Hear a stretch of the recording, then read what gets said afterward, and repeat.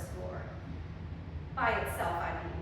And so the next plant would be the Virginia snake root, Aristolochia serpentaria. I also had added some audio with me pronouncing the scientific names, which I never took Latin, so if I butcher it, I'm sorry. If somebody here speaks Latin better than I do, you can correct me anytime, don't feel bad. But this plant was used, the name actually means that it has pine smell, and the root was soaked in water, not boiled. So that's another thing. Each plant, we're using different parts of the plant, and we have different preparations for the plant, and that does go back to the chemistry of the plant. So based on the polarity of the molecules that you're trying to extract will change how you are preparing the medicine from that plant. Some things, because they're polar molecules, can be extracted with water, which is a polar molecule. Some things are non-polar, so you can't really get that out of the plant with water because it's not the right molecular structure. So you're going to have to use a non-polar solvent, and that's why you'll see on some of these products hexane-free, because hexane actually is a polar solvent, and people do use hexane to extract chemicals. But we don't want to drink hexane because that can be carcinogenic to humans, right? So you'll see hexane-free or benzene-free because some things you can extract, and you can also extract it with those compounds and remove those compounds, those solvents off, leaving the medicine. So it's very in-depth chemistry that goes into the extraction of these compounds, and so that's why some things have to be extracted in a lab. But in this case, it also has some toxicity. I also like to state that I'm not a medical doctor. This is not medical advice, and it's not to be misconstrued as medical advice. I'm a botanist who studies medicinal plants. And I'm going to talk about these plants and how I use them, because I do use them as medicine on a regular basis for myself. And I'm very familiar with a lot of their usage. So I'm going to talk about that, but I'm not telling you to make medicine from them, because each of us is different, as Jenna was pointing out. And if you're taking any pharmaceuticals, or you have any underlying secondary condition, health condition, some of these plants could be fatal if you were to take them as medicines. One example that I'll give you and I'll talk about in a minute is this one. This is the St. John's wort, or St. Andrew's cross, basically, is a couple of common names for you. So I'll talk about that plant. And that one, if you were taking an antidepressant, it could be fatal to you. So in this case, the root was soaked in water, not boiled. That's another thing. I work with a tea expert. She's from China. And so if you were to call these plants in water a tea, she would just freak out. No, if it doesn't have Camellia sinensis, it's not tea. And in the herbalism world, it's an infusion. If it's just steeped plant parts, if it's just steeped plant parts, then it's an infusion. If you boil it, it's a decoction. And then we have, poultice and tincture and all these other ways of preparing the medicine. In this case, it's just soaked in water, so it's actually a cold infusion. And that's another thing that you would do with mullein leaf, which I have over there and I'll show you later. You would do a cold infusion because the heat will degrade the medicine. It will break down the proteins and degrade the medicine. So that's why some things you would do a cold infusion instead of a hot infusion. Is it? Yeah, that was that one. Okay, this is the one that I picked up and I was telling you about. This is used to treat to treat depression. It's an antidepressant, and actually you use the flower, which it's not in flower right now, but I'll pass it around. And where's Sierra? Is she here? Sierra likes to say this one, so I'll let her say the Choctaw word for this plant, which is chinchuba, which means alligator. And so again, you're like, does it mean alligator because it kind of, to me, looks like an alligator? Or does it mean alligator because there were alligators near it? Or does it have some further animal medicine meaning within the Native American community or the indigenous people of the world? Because, for example, in Amazonia, you have jaguar and hummingbird medicine. You have certain animals associated with certain medicines. So trying to understand, what is the meaning, and in this case, it means alligator. So it's not really telling me anything further about the plant, except that maybe alligators were near it, or it looks like an alligator. To me, it looks like an alligator. So that's what I stick with in my mind. So I can remember that that word means alligator. But in this case, they said the leaves were boiled in water, and the liquid was used to bathe sore eyes, and the root was boiled, and the extract was taken as a remedy for colic. So they used the leaves and the root in this paper, cited in this paper, but it has also been identified the flowers to have antidepressant properties. And that's in the group of plants, Hypericum. So there's several species of Hypericum in Louisiana. So this one is Hypericum Crux Andrae for St. Andrew's cross. But there's also Hypericum hypericoides. So you might see a plant that looks very similar to this. And that plant, when you plant it in a garden, because most of these, except for those, came from a garden that I have on LSU's campus. So when you plant it in the garden, it's going to grow along the ground at first, and then it goes erect. But if you were harvesting Hypericum perforatum or one of the other St. John's worts, it's going to probably be erect in nature already, because that's just the way those species grow. And so then we have Calocarpa americana, American beautyberry, or what my mama called French mulberry. And that plant is right here. And I have a couple of those. And this plant is an example of opposite leaves. The leaves come off directly opposite of each other. And these fruits or berries are used to make jams and jellies. It doesn't have a lot of flavor to me, but maybe to you it does. Also, the leaves have been said to have insect repellent properties or mosquito repellent properties. So for me, there's a place attachment, right? When I take the berries of this plant off and put them in my hand, or I crush the leaves, take a little leaf, that reminds me of my grandparents' home, which was in Hickory, which is going from Pearl River to Sixth Ward out there. And they had a farm out there, a small farm, not a big farm.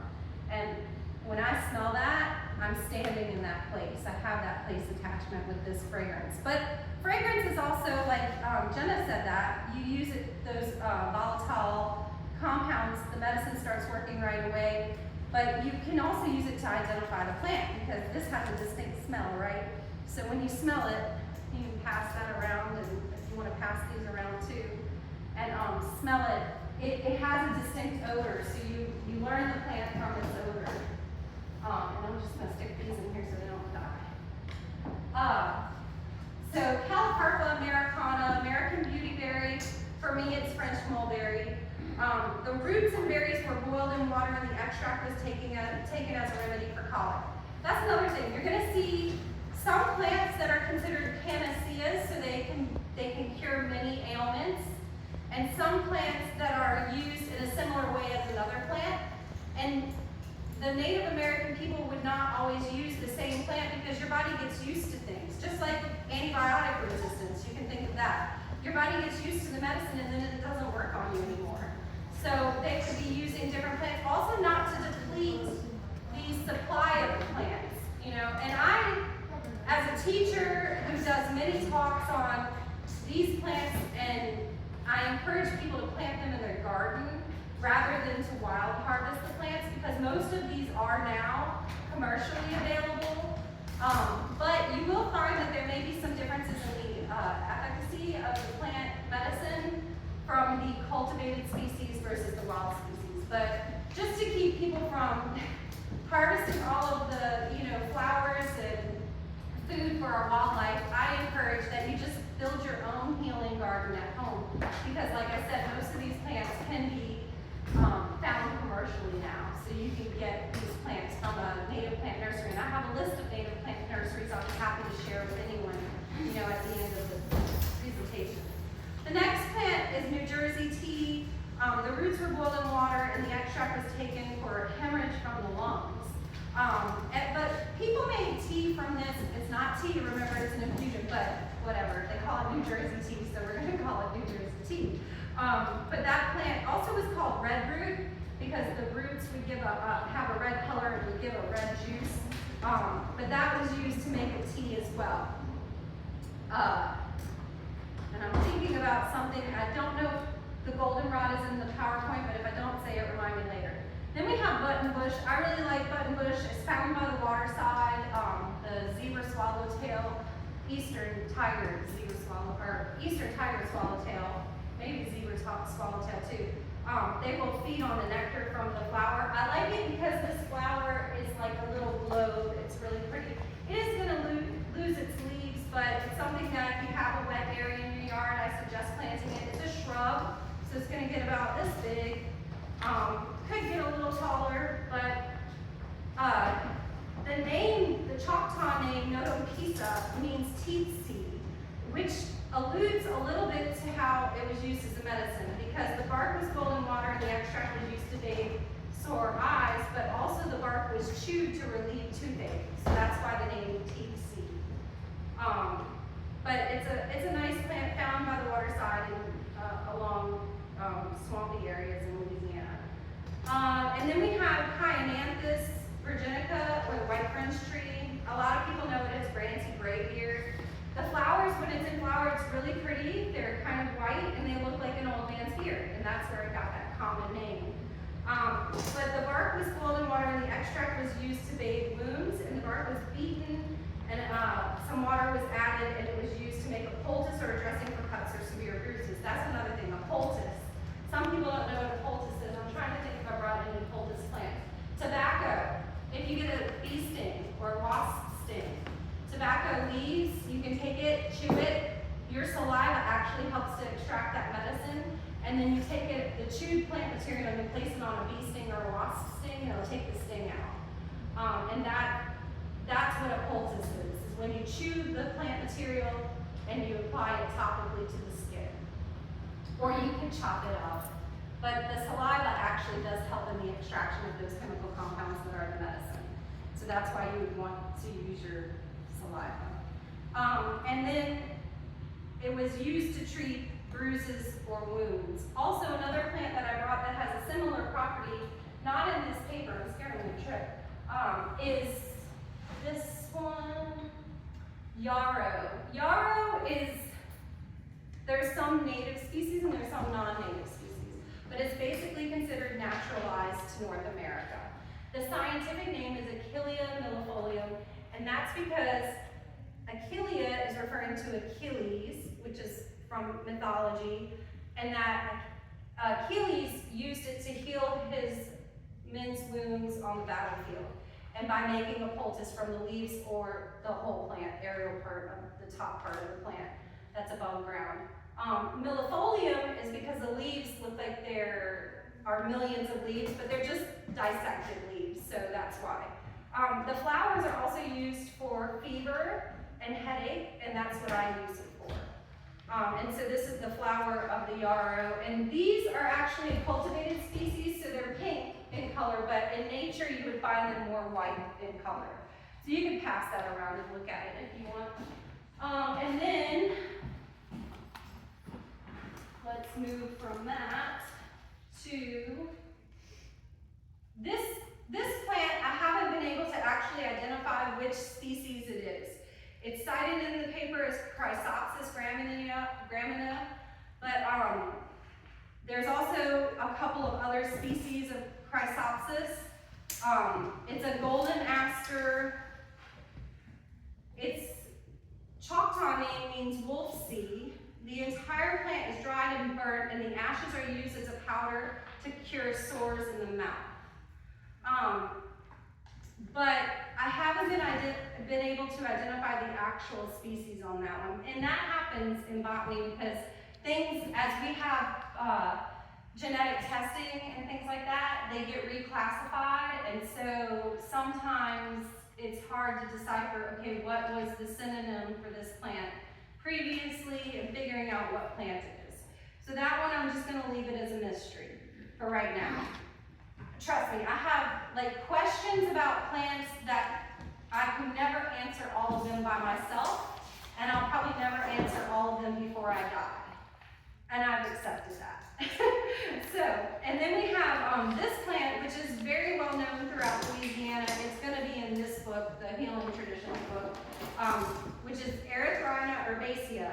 The erythrina is referring to the red color, like erythrocytes are your red blood cells, so that is what it's referring to, and herbacea meaning herbaceous. It's known in the Cajun traditions as mamu, but more so known within the Native American community as Cherokee bean or spirit bean. The leaves were boiled in water and the liquid was strained off, and then it was boiled again and the liquid was strained off. The extract was taken as a general tonic. There have been citations of different parts of this plant being used. The roots, the seeds have toxicity. Also, if you want to grow this plant and you get the red seed of this plant, you would want to scarify it, which is to cut off just the very tip of that seed to help break down that hard seed coat, and it'll germinate faster. In nature, it could take years for that seed coat to break down. But if you're trying to grow it in your garden, you're going to cut just about 1 millimeter off the tip of that seed to break that seed coat, and it'll germinate faster. But this plant is a very important medicine in the Native American community. It was used for cold and flu, but also for some spiritual medicine. And then we have this one, which is cudweed, and it gets confused. Pseudonaphthalum and naphthalum, they get confused. There's sweet everlasting, which you'll know, because sweet everlasting is sweet and it smells like maple syrup, so you're not going to mess that up. And it's also called pat de chat, but pat de chat, there's some, that's why I'm like these common names, because in the paper written by Bienvenue, pat de chat is something different. Pat de chat means the cat's foot, and they call the pseudonaphthalum pat de chat because it kind of looks fuzzy. So that's why. But in this case, the leaves and blossoms were boiled in water and the extract was taken for cold or pain in the lungs. We use sweet everlasting to make a pain-relieving salve. And a salve, I think Jenna talked about this, is going to be mixing it with like beeswax and using an infused oil. You would infuse the oil with the sweet everlasting and mix it with beeswax or some other solid. You can use other things, carnauba wax and things to make a salve. Some people will add cocoa butter and shea butter and things to a salve as well, and apply it topically. Gossipum hirsutum, cotton. It actually does contain a toxic compound in the roots of this plant, and it was used as a remedy for severe pains of the stomach or rheumatic pains like arthritis.